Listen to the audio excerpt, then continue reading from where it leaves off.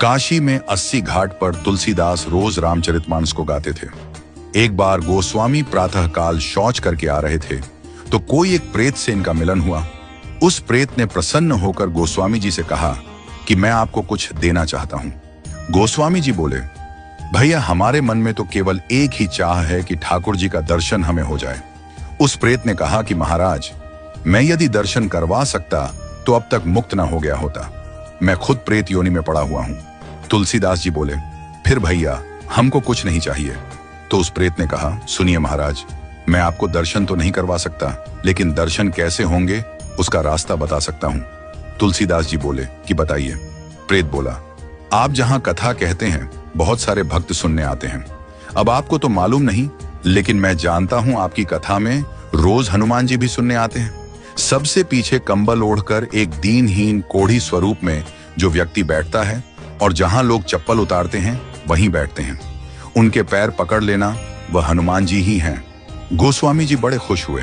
आज जब कथा हुई तो गोस्वामी जी की नजर उसी व्यक्ति पर थी और जैसे ही वह आया और बैठा तो गोस्वामी जी दौड़ पड़े और जाकर चरणों में गिर गए।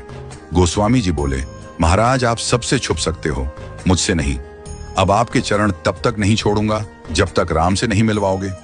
ये कहा तो हनुमान जी दिव्य स्वरूप में प्रकट हो गए। तुलसीदास जी बोले, कृपा करके राम से मिलवा दो, अब और कोई अभिलाषा नहीं है।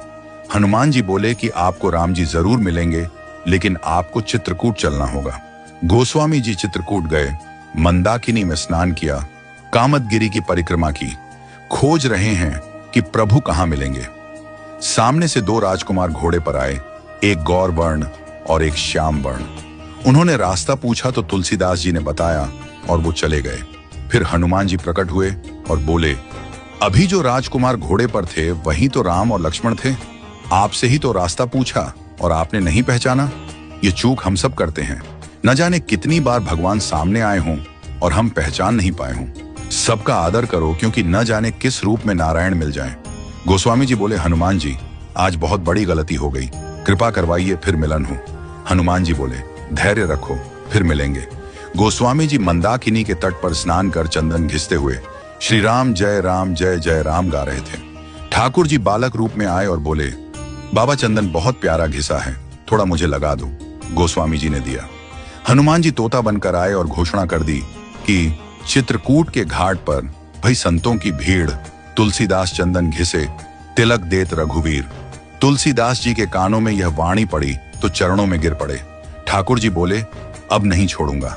प्रभु दिव्य रूप में प्रकट हुए और अंतर्ध्यान हो गए। वह झल